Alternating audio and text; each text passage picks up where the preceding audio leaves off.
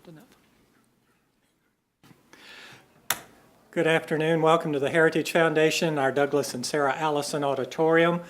We will begin momentarily, but I thought I'd give everyone the brief rundown of how the events today will occur. All of our guests will take their seats. Dr. Fulner, President of the Heritage Foundation, will open our program and welcome Chairman Walker. Following presentations by each of the congressional delegation, my colleague Adam Michel, who's a policy analyst in our Thomas Rowe Institute for Economic Policy Studies, will lead the conversation and discussion that will be following, and at that time they will be glad to take questions from the audience. And for those watching online, we remind them, as always, that questions can be submitted to speaker@heritage.org now or even during the replays in the future if you have questions on the presentation. Thank you, and we'll start shortly.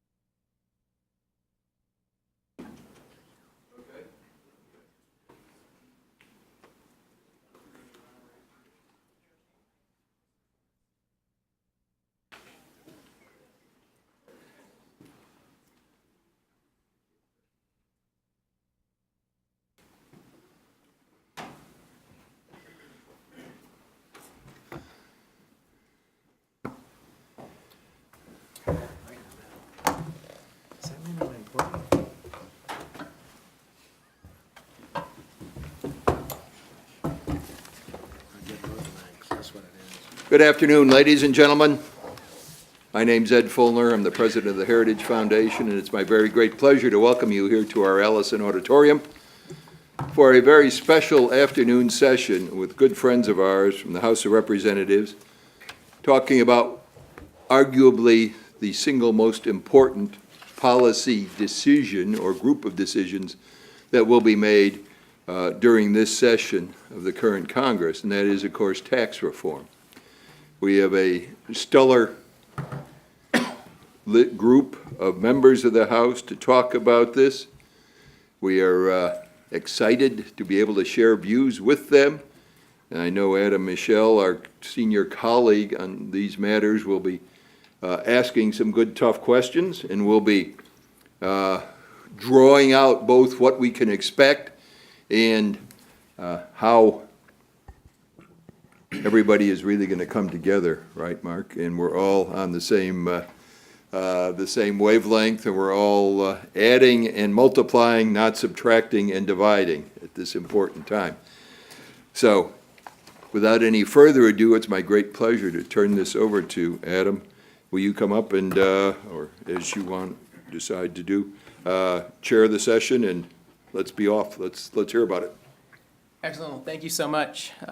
We're going to just start asking each of these gentlemen to give a brief opening statement on sort of how they're looking at tax reform, and then we'll dive right in. Well, thank you. It's a privilege to be here. Before I get started, I certainly want to acknowledge our Republican Study Committee staff here today with our director, Scott Parkinson, and I see Nolani and Jennifer and Alexa, and I certainly see Jay and Matt, and we appreciate everybody that's being here. Don't forget our comms director as well, just up down the front. But we're very proud to represent such a great group of people, staff, and also members that are now 157. This is something that's been huge and something that we need to take care of. I do thank Dr. Fulner for the kind words. It's always a pleasure to be introduced by the founding director of the Republican Study Committee. As dysfunctional as Congress is now, if you do a little historical research and go back to the 70s, you'll see there were some major problems when the RSC was founded. Dr. Fulner's work in those days with the RSC is really a precursor or game changer in how we can push through conservative policies and ideas in our day and age. One striking example of that is if you will look at Republican Study Member Kevin Brady, who is chairman of certainly the influential Committee of Ways and Means. And really what that does, it gives us more access to be able to influence good policy for all Americans. If you told me 10 months ago that we would be discussing tax reform without having passed the repeal of Obamacare, I would probably not have believed you. But we are now in this condition, so that's not only is it strategically important that we get tax reform done, but it's also something as far as following through with the promises that we've made to the American people. As we get closer to the end of the year, I do believe it's urgent, and I would encourage, and I recently have been critical of Mitch McConnell and the lack of ability to be able to push through some of these major items. We do hope that they will not fall down when it comes to passing the tax reform. Before we get into the specifics, let me just address two quick issues here. When it comes to conservatives, the basis of all tax reform. Two principles. First, we agree that government, we do need a government and it needs to be funded. But secondly, we agree that taxes are damaging to the economy. Every dollar drawn from the economy is at the expense of the government bureaucracy instead of the more efficient and invisible at hand. So the concept of hardworking Americans keeping more of not government but their own money should not be a position that's foreign or one that's even offensive. We can contrast this to the liberal notion of taxes, and here's their two contrasting points. One, the basic economic system is unfair, and secondly, the government's job is to level the playing field. We have seen that there's no historical evidence that government picking winners and losers is something that's a long-term benefit. And finally, one of the areas that we want to make sure is focused on is making sure that the marriage penalty goes away. For a family making about $30,000, a married couple, that's $1,000 of additional taxes. So if we truly believe, and this is not a social or moral proposition, if we truly believe that the family unit is a huge benefit, and really societal ills, I believe you can be tracing to the breakdown of the family. If we believe that, then why in the world should we do everything to promote the family instead of penalize it? Thank you again for Heritage. I look forward to your questions, for allowing us, Heritage Foundation, to be here today. Thank you. With that, I will introduce you and pass it on down to my good friend and gentleman representative that came in the 2010 class, I believe, Representative Jeff Duncan.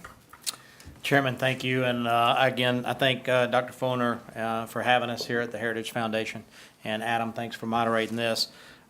We have a historic, really a generational opportunity here to reform our tax code and make a flatter, fairer, simpler tax system for Americans.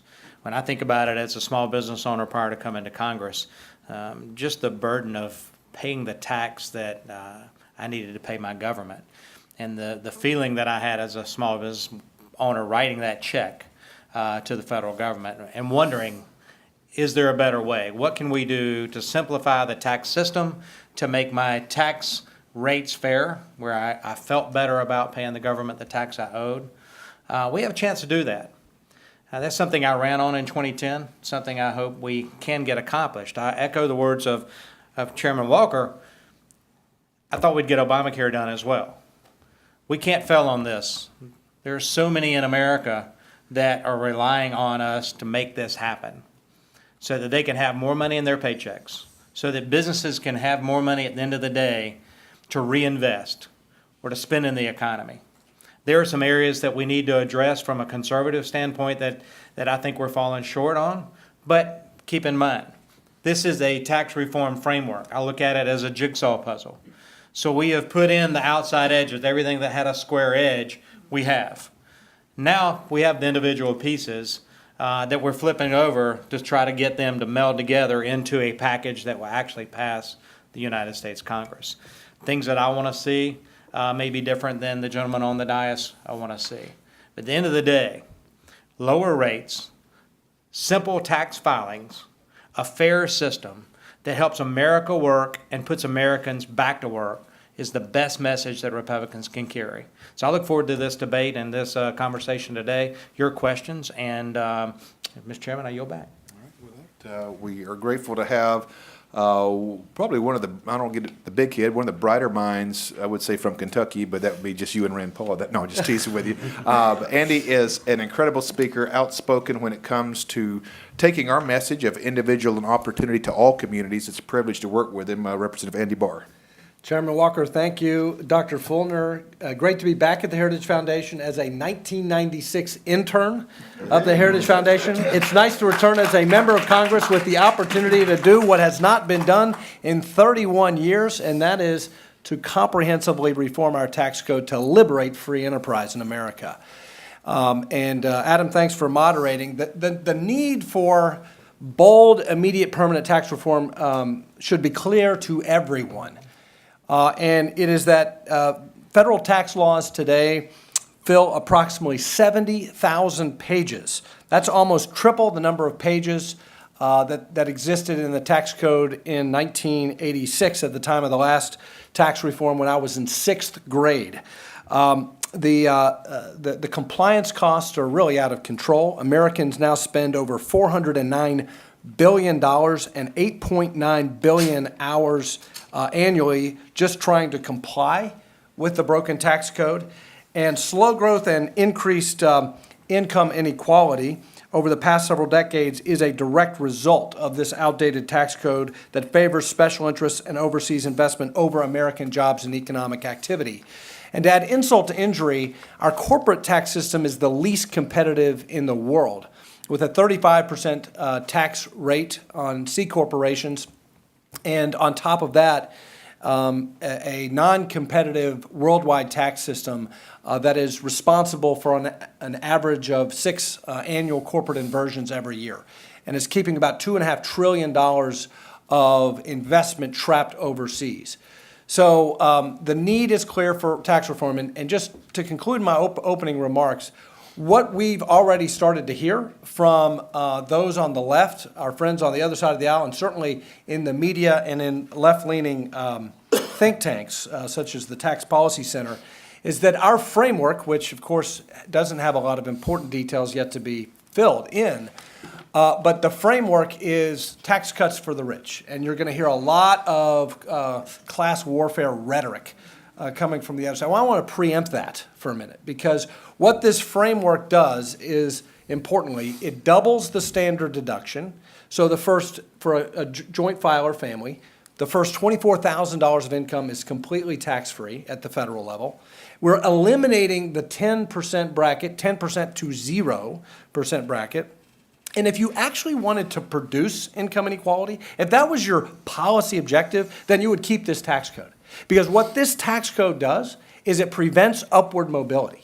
The best way we can combat poverty in America, the best way we can restore upward mobility and economic mobility is growth.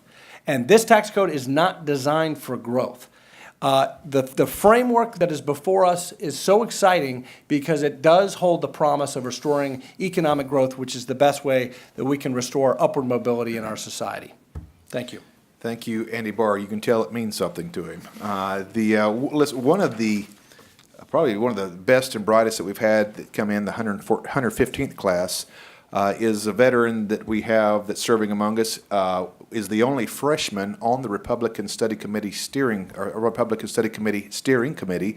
It's been a privilege to have. He's added a lot to our team. We're glad to have him here today, Representative Jim Banks. Thank you, Mr. Chairman. I am very proud to be a part of the Republican Study Committee and proud of the work of Chairman Walker and the others who make up the RSC in the Congress as a vehicle to move conservative policies forward in this Congress. So thank you for inviting me to be a part of this today. And Dr. Fulner, as a young conservative, you were an iconic figure.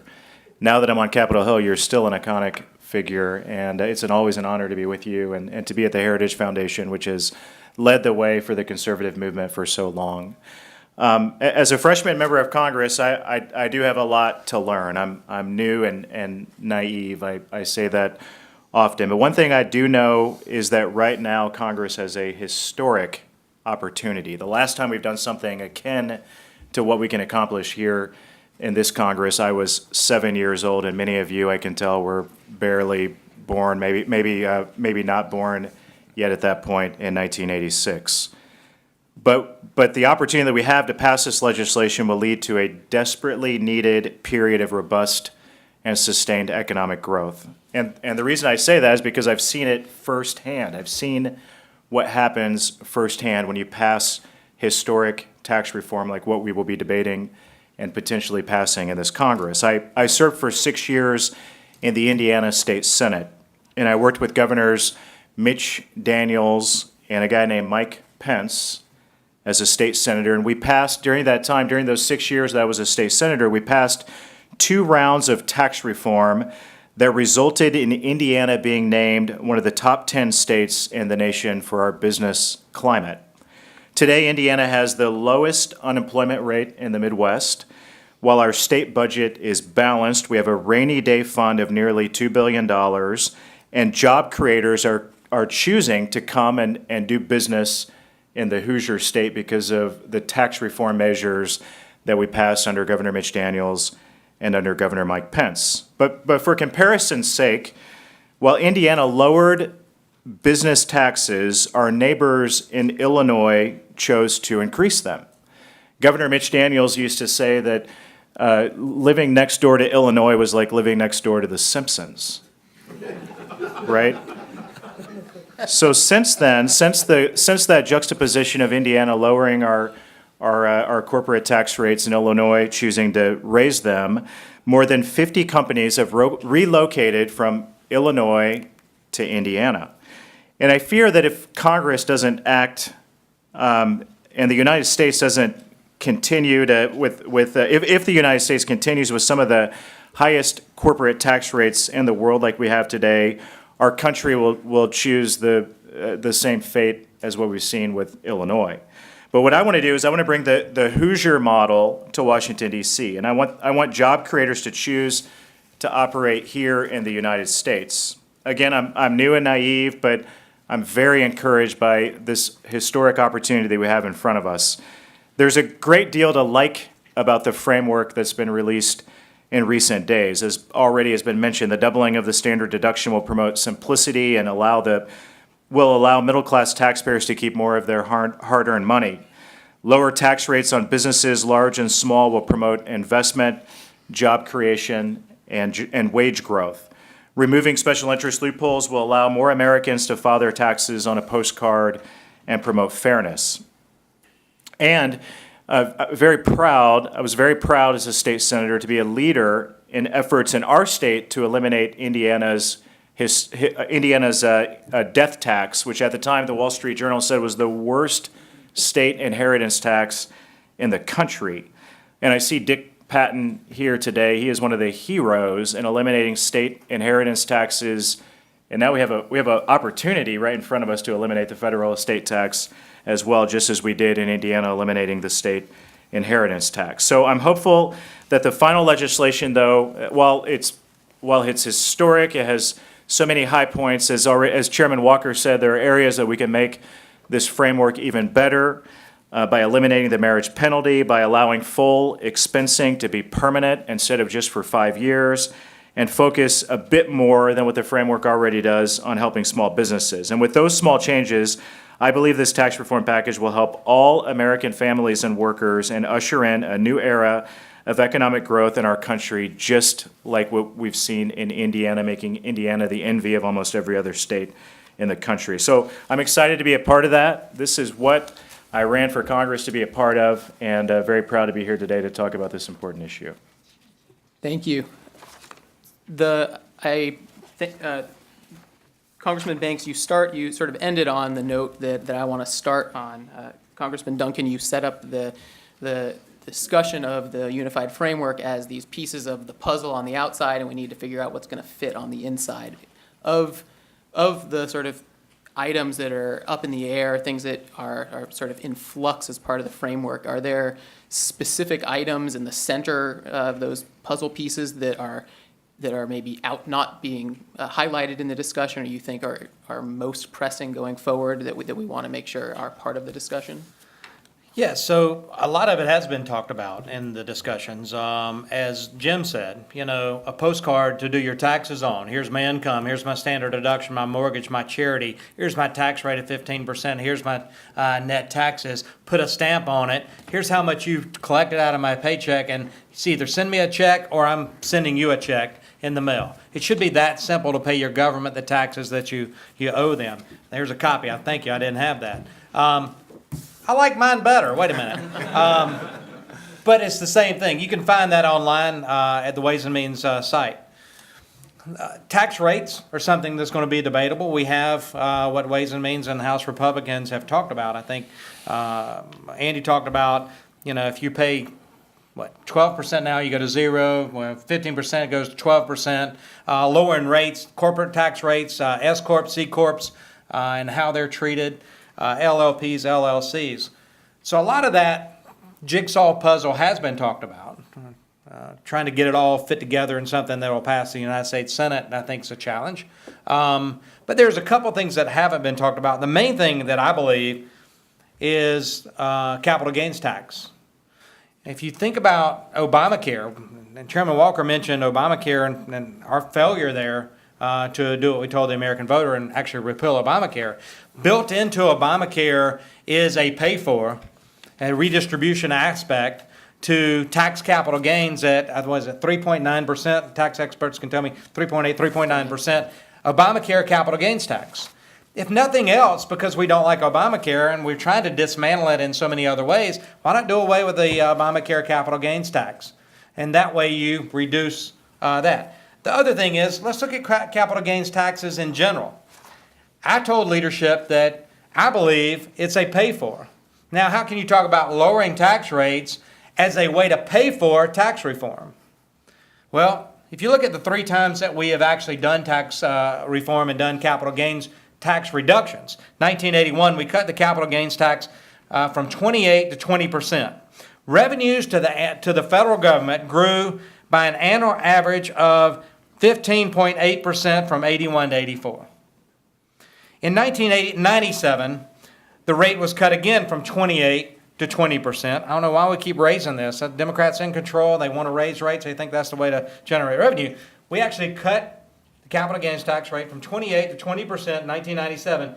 Revenues to the federal government grew by an annual average of 17.8% from 97 to 2000.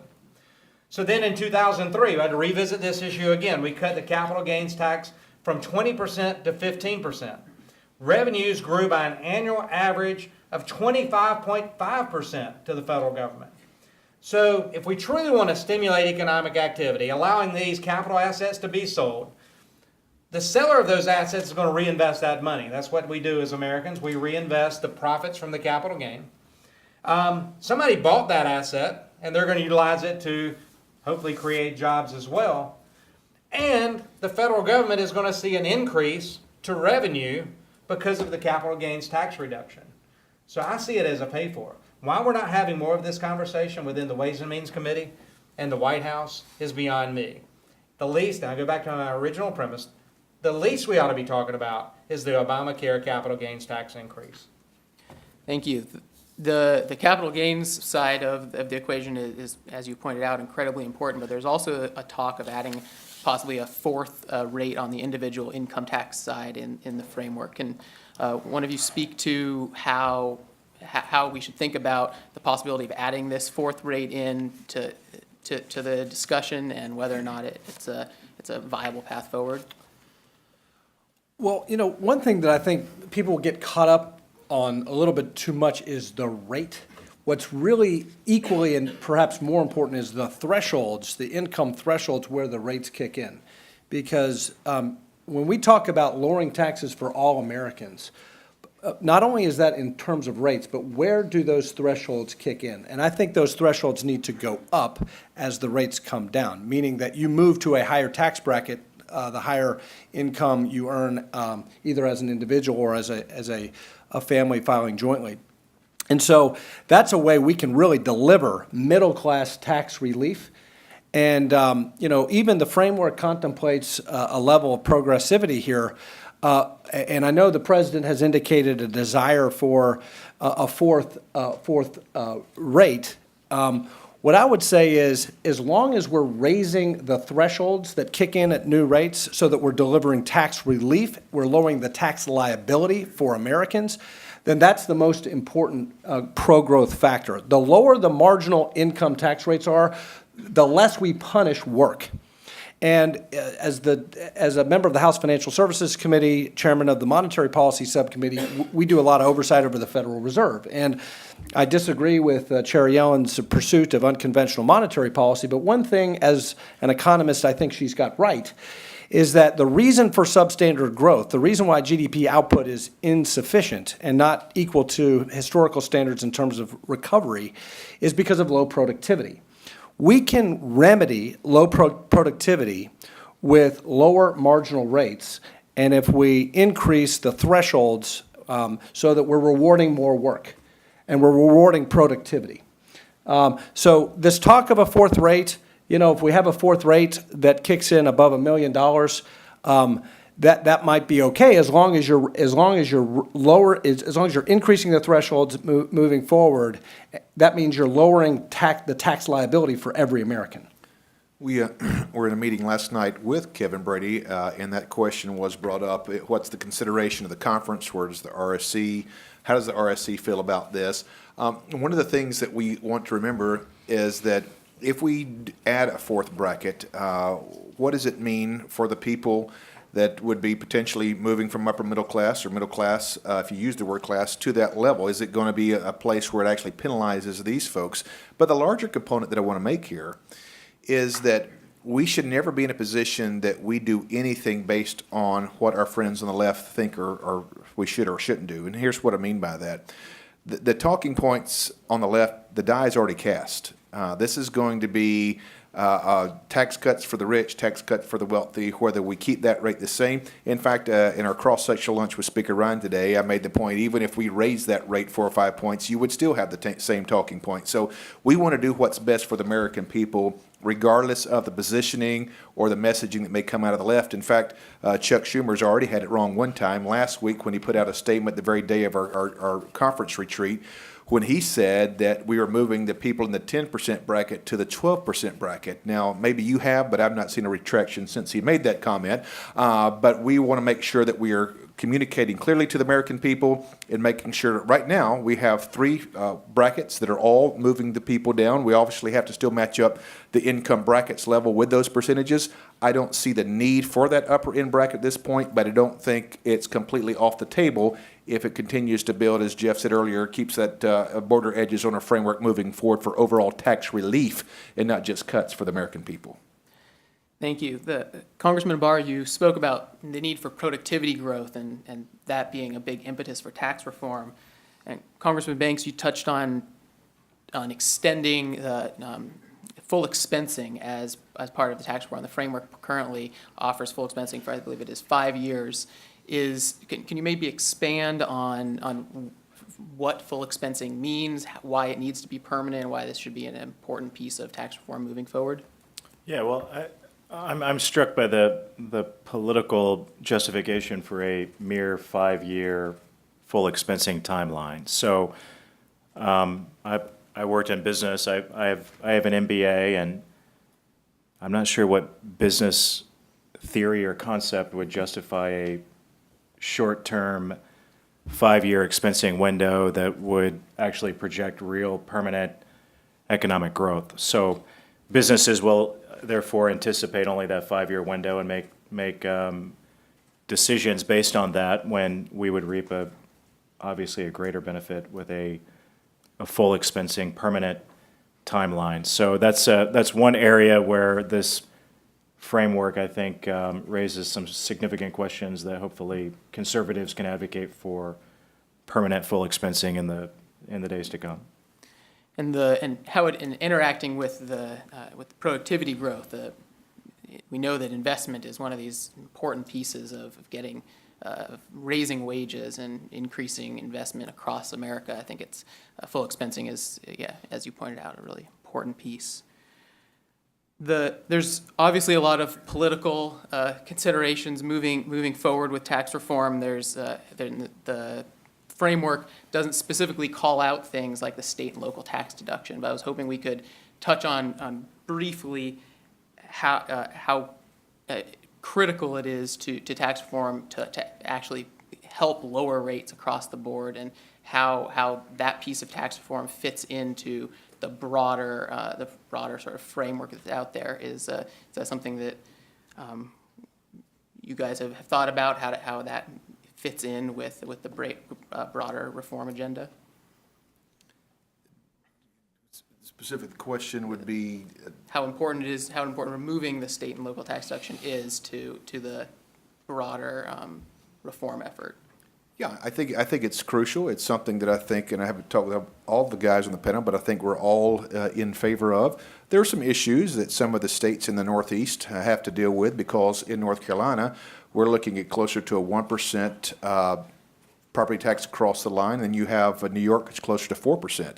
So when it comes to deductions both on the state and local taxes and how you work in the property taxes, that's going to be something that's going to have to be proposed and worked through. For example, our friends, I think we had 3 members from New York last night. They were really struggling with what does this mean when it comes to removing potentially mortgage interest rate of the property taxes, because would there be an avenue or a way that they could take whichever one is greater? So these are some of the issues that as far as the finer points, that I don't think have been fleshed out completely. But it is an issue that we want to make sure even places like New York and Illinois, California even, some of the places that people really suffer under state and local and property taxes, that we're not adding to that, but also giving those folks an opportunity, even when their states don't behave appropriately with the revenues that they're bringing in. We want to make sure those folks are looked out for as well. Well, one thing that I've proposed in lieu of a fourth rate, a higher rate, is to phase out the state and local tax deduction. I think, number one, the state and local tax deduction is a deduction we should look at for base broadening, primarily because it is a provision in the current tax code that rewards high tax jurisdictions. And if we want competitive federalism and we want to reward those states that are more competitive, we ought to seriously look at getting rid of it. And I am sympathetic to some of our colleagues who represent middle-income, hardworking people who have to deal with non-competitive state capitals. And so for them, you know, perhaps a compromise would be to say, we're going to do away with the state and local income tax deduction. You get your additional progressivity promised by the president in lieu of a fourth rate. But you means test it so that a middle income, say a joint filing couple of a teacher and a police officer in Staten Island in a high tax state, they get to keep it. But if you're a high income person living in Greenwich, Connecticut, you lose it. Thank you. Building off of that, there's, I'm sure, already a concerted effort by lobbyists that are flooding your office as we move through this process, even without any specifics. Are you implementing any specific strategy to help to talk through the sort of broader tax reform agenda as these things are on the table that may preference special interests? How are you approaching that? Those folks that are coming to your office? Well, this is politically very popular. So really I don't want to say it's us versus them, but my constituents in my district desperately want us to pass tax reform legislation and tax relief. So when it comes to special interest groups that want to maintain the status quo and loopholes for this special interest or that special interest, it's them versus the very popular public sentiment in my district that the time is now to grow the economy, pass permanent tax reform. So that makes this pretty simple for me. I don't know, no strategy needed. How many people, you have a fairly large audience here. How many people would like to have more money in your paycheck at the end of the day? That's what it's all about, guys. We're all special interests. Our interest having that extra money in your paycheck to spend in the economy, to save for college, to pay down on the mortgage, to build equity in investments. That's what makes America work. We want to stimulate economic activity. And lowering tax rates will just do that. Because I could ask a question, and I won't. How many of you would put 100% of that money in the savings account? Because I know you won't put 100% of it. Hopefully you'll put better than 50% of it. But probably not across America on average. We're going to spend that money in the economy. And we all know how it works. That trickles out, trickles up, trickles down, trickles out. Economic activity means prosperity for this country. Now, I hope we will get into repatriation and what that means for economic stimulus and whatnot, but at the end of the day, it's about you keeping more money in your paycheck at the end of the day, about those small businesses having more money at the end of the year. It's about those large corporations having more money to pay out in dividends or reinvest in job creation. Because right now, the government is taking too much. Think about the arrogance for a second, if you would, please. We're bringing in $3 trillion worth of revenues, and the arrogance of a bureaucracy, a federal government, that tells the American public, we know better how to spend your money than you do. If you think about that and let that resonate, I hope people that are watching this back home or wherever they may be, think about the mindset of when our society gets to a place that you have citizen representatives going to Washington, D.C. that are constantly asking for more and more money because we know better how to spend it than you do. It should be highly offensive for all Americans.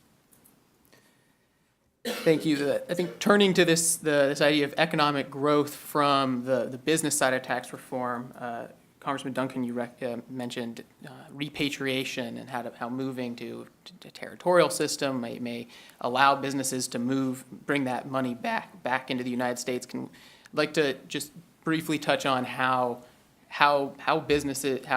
uncompetitive our current tax code is and how the changes that are being proposed can allow businesses to hire more Americans, bring more investment back. So American companies with operations overseas are hoarding cash overseas because if they bring it back in the country, it's taxed at a very high rate.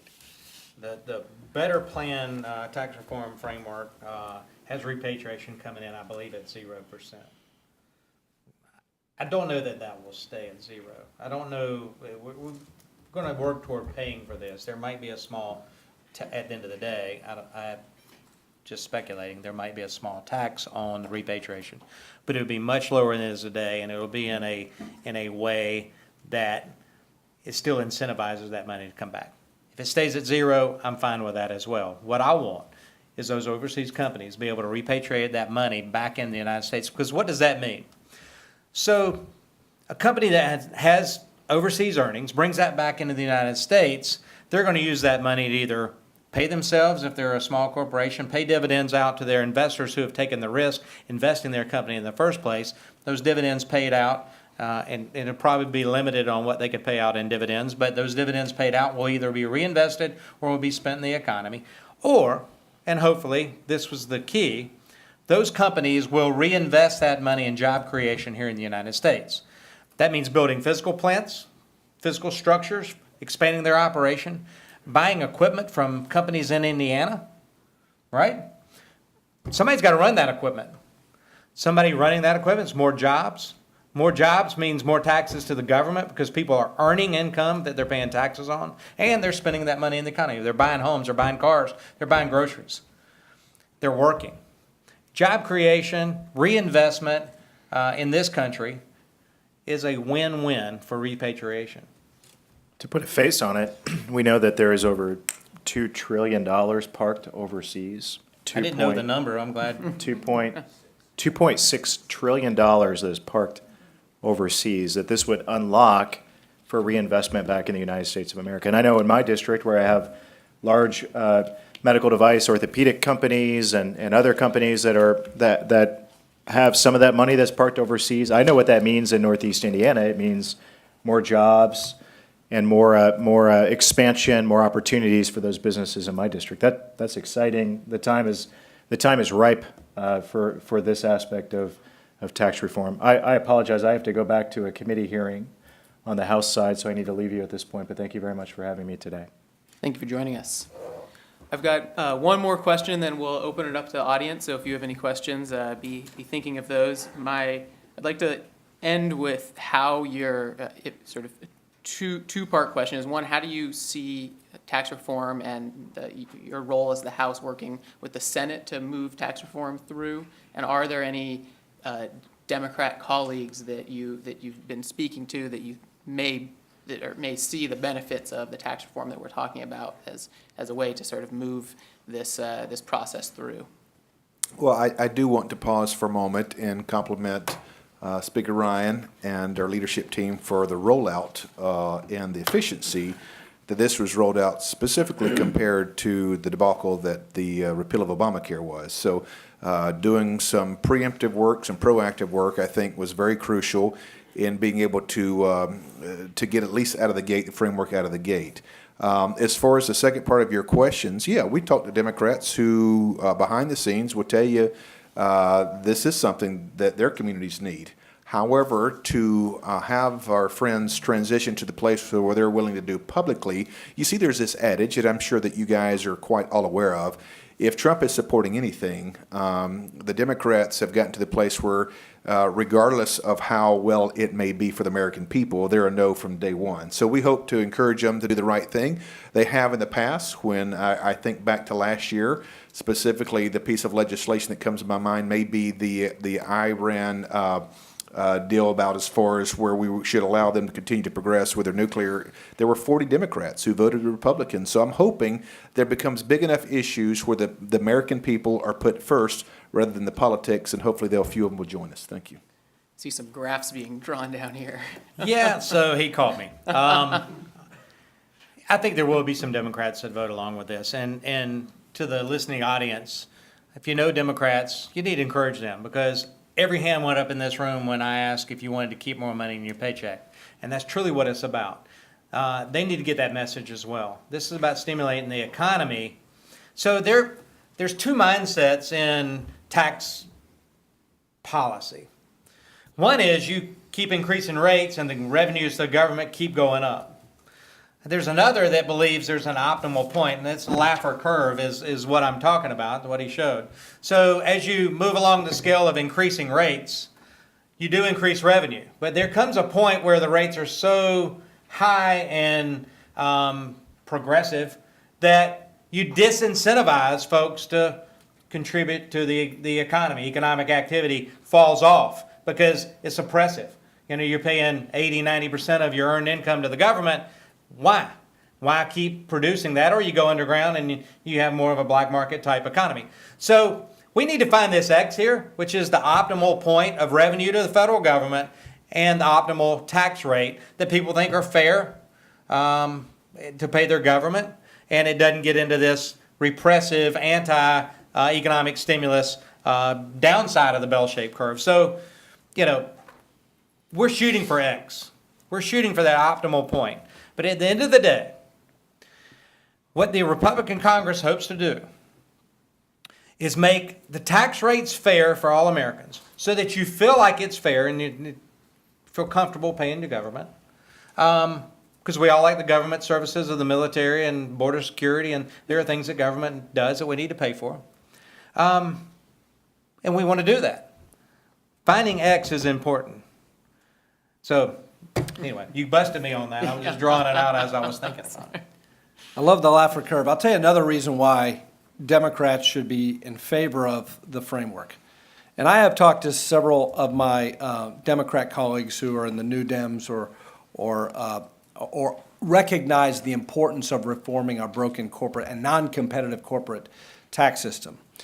But according to the Congressional Budget Office, over 70% of the corporate income tax is passed on in the form of lower wages to workers. Now think about that. Corporations ultimately don't pay or incur the cost of the corporate income tax. It's passed on in the form of lower wages, lower income to their workers, less jobs because they're not creating as many, or in the form of higher prices.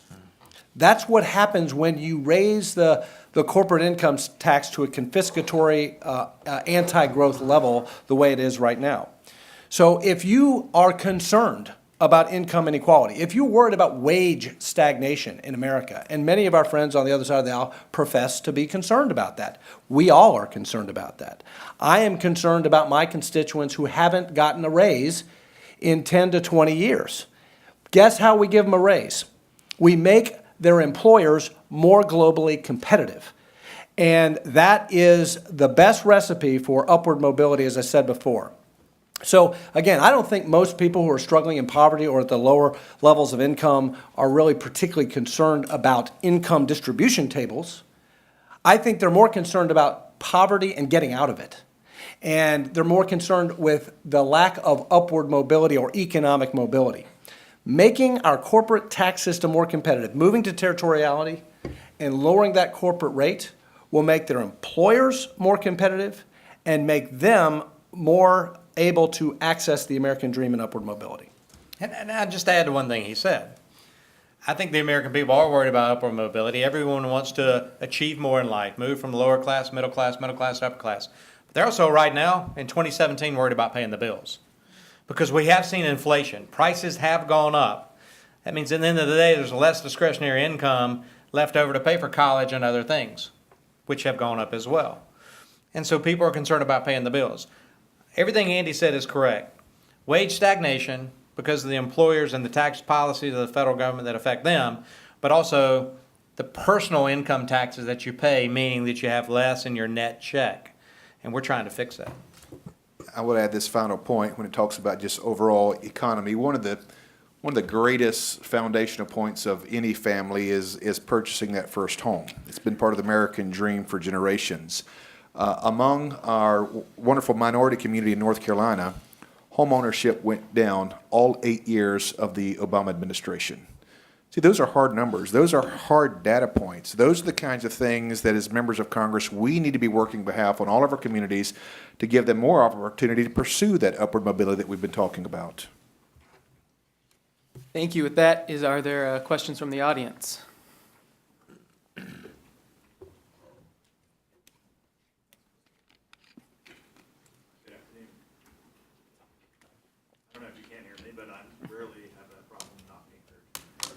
Patrick Wilson, I work for Cummins, an Indiana equipment manufacturer, so thanks for the plug, Congressman. My question is about a recent study by the Business Roundtable that showed that since 2004, America has lost almost $600 billion in value as companies, because of our corporate tax rates, have either inverted or, more critically, have been purchased by foreign entities and taken offshore. I'm wondering what you think the blueprint is going to do to address this question of inversion and the attractiveness of just not being headquartered in the U.S. Yeah. You repeat the question. I don't think the mic was on for the internet The there. question was, how is our, how is the business tax reform piece of the framework going to address the issue of inversions, whereby corporations are moving overseas for primarily tax reasons? First thing I'll say is we don't have a competitive corporate tax rate right now. Even Canada is lower than us. So companies still reside in the United States and have their base operations here because it's still the stable, safest economy in the world. But we have seen this meticulation of companies moving some operations overseas. I think if we, and I believe the framework does this, lower the corporate tax rates for S corps, C corps, LLCs, LLPs, you name your corporate structure. We're lowering the rates for them to make them competitive with Canada and competitive with the rest of the world. Because we are the safest and strongest economy, if we change our tax rates and make us competitive with the rest of the world, I think you're going to see more of that operation come back in the United States.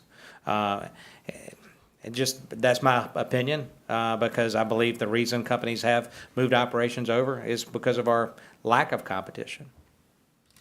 And just a statistic that supports that analysis.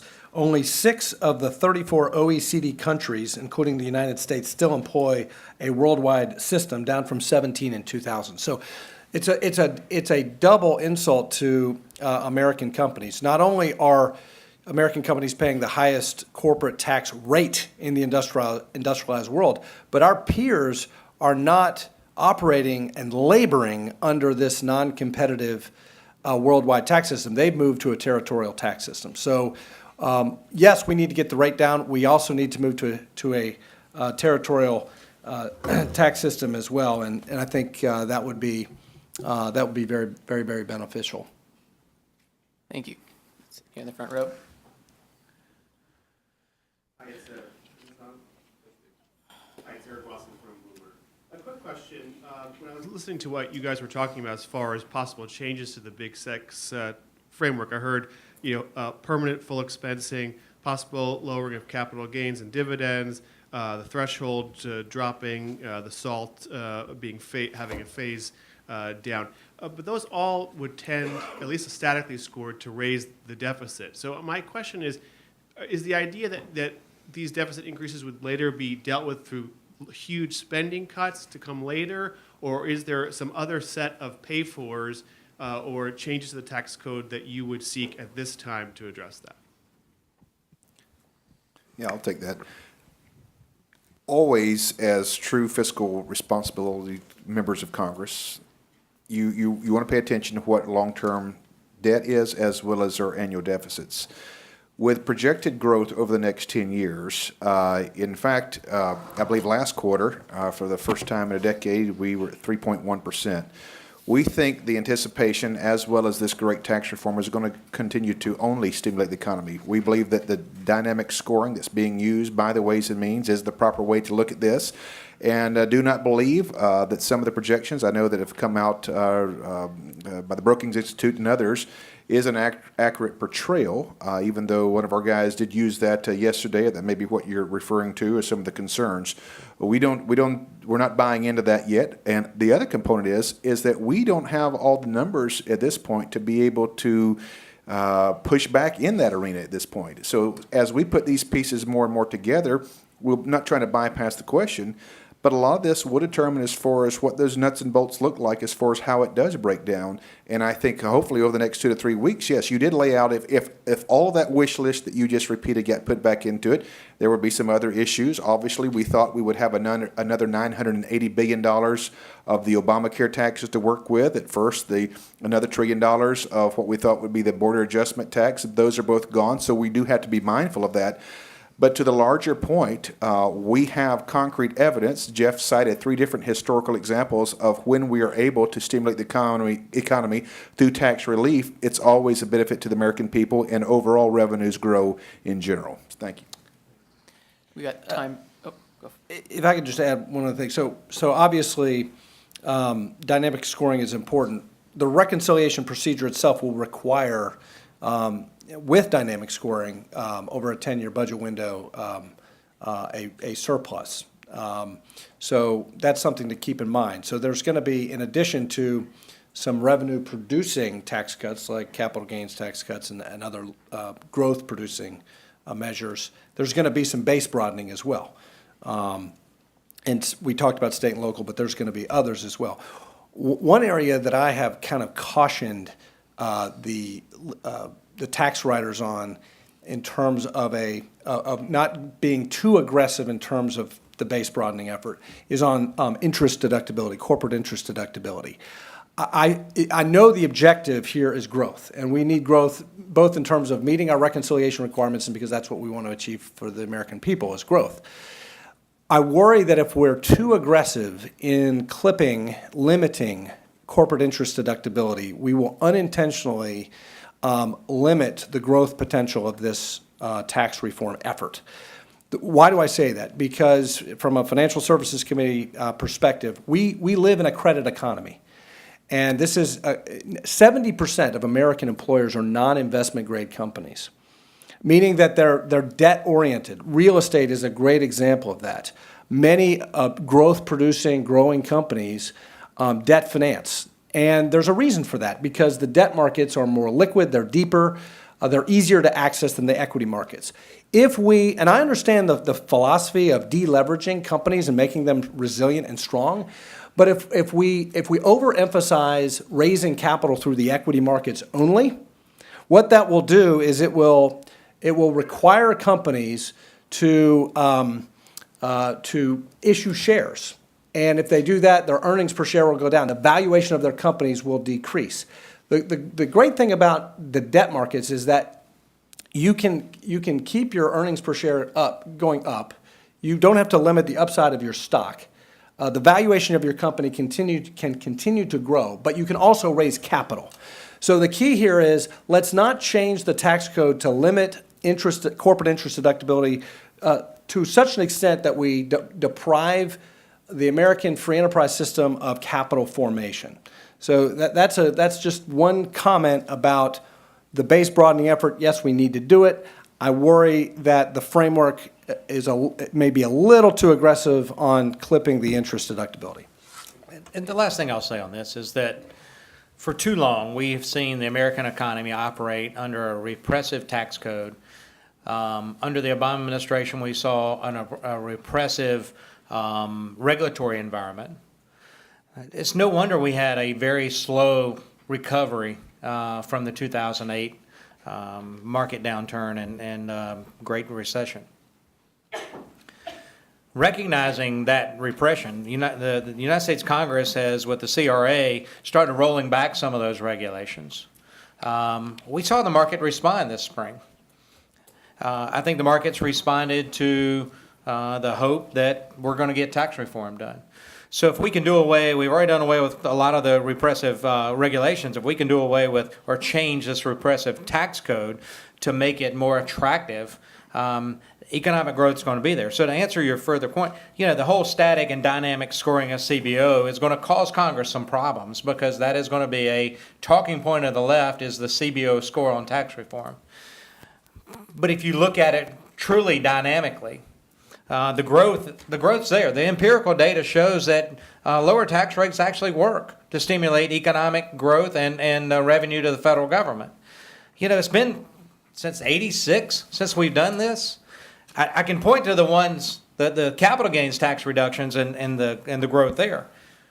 I truly believe that lowering income tax rates and making us more competitive as a nation will stimulate the economy enough to more than pay for any lost revenue the federal government may receive from tax reform. I have no doubt about it.